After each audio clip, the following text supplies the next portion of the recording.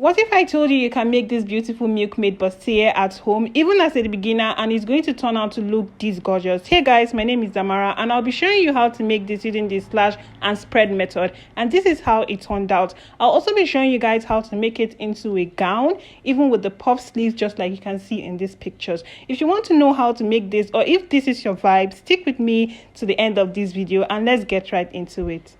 These are the materials you'll be needing to draft your pattern, and we're going to be drafting a half basic bodice block. The first thing you're going to do is to come down from the top of your pattern paper by 1/2 inch and connect it as a straight line. This will be serving as your starting line. This starting line is going to be serving as the shoulder line, and from that shoulder line we are going to place all our vertical measurements. From the shoulder to the bust point, mine is 10.5, shoulder to under bust, mine is 15.5, and then we have the shoulder to the waist, mine is 17.5. Make sure you use your own measurements and mark them across the other side of your pattern paper and rule across with a straight line, just like you see me doing. I'll just go ahead and label my lines so you can see that my shoulder line, my bust point, my under bust, and I have my waist. Now the next thing you'll be doing is to divide your shoulder measurement by 2 and place the measurement there. After doing that, you'll be coming down from that point by 1 inch, and this 1 inch is going to serve as your shoulder slant because our shoulder is not straight. The next thing is to mark your neckline and then connect the shoulder slant to it. From the center front, I'll be coming in by 3 inches and also downward by 3 inches. And then I'll be using my curve rule to connect this together with a curve.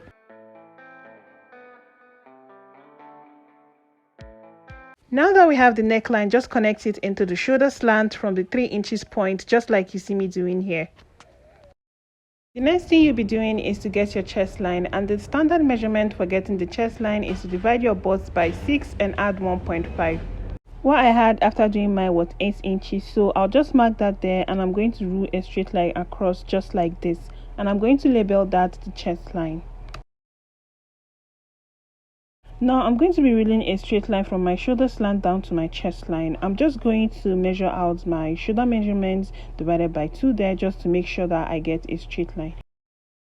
This line is what we are going to be using to get our armhole curve. Now what you will do is from that shoulder slant to the chest line, divide what you have there by 2. You can use your tape and just fold it into 2 and mark the midpoint. Then from that point, you're going to come in by 1/2 inch and just mark it there. Then on the chest line, you're going to divide your bust measurement by 4 and mark what you get on the chest line. So after dividing my bust by 4, I had about 9.5. Now I'm going to connect that point from the chest line to the midpoint and into my shoulder slant, just like so. Now we've gotten our armhole curve.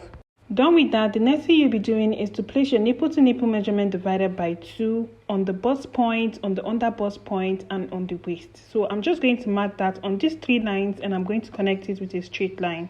On the waistline, we'll be coming out on each side of our dart point by 0.75 inch. This is what I'm using because my client is quite busty. If your client is not so busty, or if you're not busty, please you can use 0.5. So I'll be using 0.75. I've marked that, and I'm going to connect that into my bust point just like I'm doing. On the under bust line, at the center front, come up from that center front by 1 inch and mark it there. Now this 1 inch you've marked at the center front, you're going to connect it with a curve into the dart point, just like you see me doing. What we are doing now is drafting out our cup. Now on the bust point, I'm going to take the measurement of what I have there, which is 4 inches, and I'm going to place it on the other side of my bust point, and I'm going to mark it there. In my curve, I'm going to connect this point to the under bust line and into my armhole curve, just like you see me doing. After doing that, just go ahead and place your round body measurements. On the chest line, I already placed my bust divided by 4, which is there. Now I'll come to the waistline. Divide your waist measurement by 4 and mark it on the waistline. Do not forget to take note of the space you have in between your darts. Take that measurement and then replace it on the waistline. Now I'm going to connect these 2 points together from my chest line to my waistline to get the shape of my bodice. Now what I'm going to do next is to add my stitching allowance, which is 1.5 inch. So I'm going to be adding 1.5 inch on my chest line and 1.5 inch on my waistline, and I'm going to connect this together. I'm just going to outline these down parts and connect my armhole into my allowance like this. Now I'll go ahead and cut out the sides of my pattern paper. Before I forget, I've not finished my cup, so I'm just going to finish it.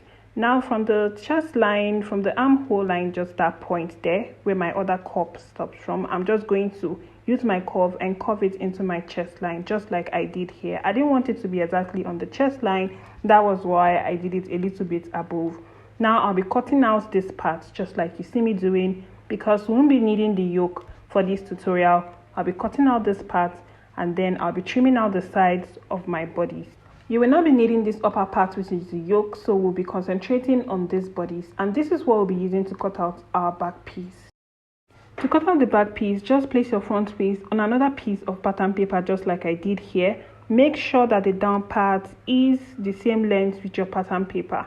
Now to get the zipper, I'm just going to use my marker to mark the center, to rule that line there at the center back. Now from that point, I'm going to measure out my zipper allowance, and I'll be using a zipper allowance of 1.5 inch. So I'm going to mark 1.5 inch below and 1.5 inch above, and I'm going to connect that with a straight line.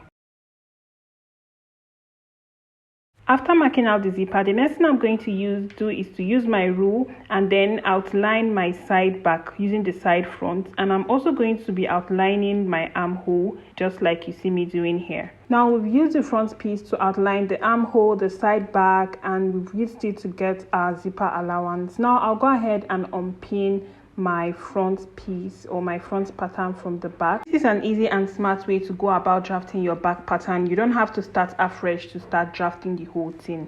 Now I'm just going to label my zipper allowance there. For the back neckline, you can determine the shape you want to use. I'll be making mine straight, and from the armhole curve I have there, I'm just going to draw a straight line. You can use a curve, just be innovative and do what you want, okay? Now we have the front piece and we have the back piece. I'm also going to be taking note of my dart, so I'm going to place that also on my back pattern, and I'm going to connect them together just like you see me doing. I'll be leaving about 1 inch from the top of my pattern paper to draw out my dart, because I don't want it going all the way to the top of my back piece. Now I'm going to go ahead and just trim out my back pattern. Now I have my front and my back pattern. Now there's something I'm going to be doing at the zipper part of my back pattern to give a snatched waist and to prevent it from bulging. On this part of my zipper allowance, I'm going to come in by about ½ inch, and I'm going to mark it there. And on this other side of the zipper allowance, come in by ½ inch and also mark it there. Now using my rule, I'm going to connect it from that new point that I came in by, and I'm going to draw a straight line all the way to the top of my back pattern. Also do the same thing to the other point you placed at the other side of the zipper allowance. Using your rule, just draw a straight line into the top part of your back pattern. Now these two new lines I drew are going to be my new zipper allowance, and I'm just going to trim out this other side. Remember at the beginning of this video, I said we are using a slash and spread method. So the next thing you will do now is to cut out your cup. After doing that, we are going to be slashing and spreading this cup. To spread this cup, I'll be using this line as my guideline, and I'm going to be spreading by 1 inch. Coming from the side of the cup, I'm just going to mark 1 inch, and I'm going to continue marking 1 inch on that line until I get to the end of my cup. Using a rule, draw a straight line across each 1 inch that you just marked now, just like you see me doing here. Label each of these lines so you avoid mixing them. So I'm just going to label my lines from 1 to 8. Now the next thing you're going to do is just to go ahead and cut out each of these lines.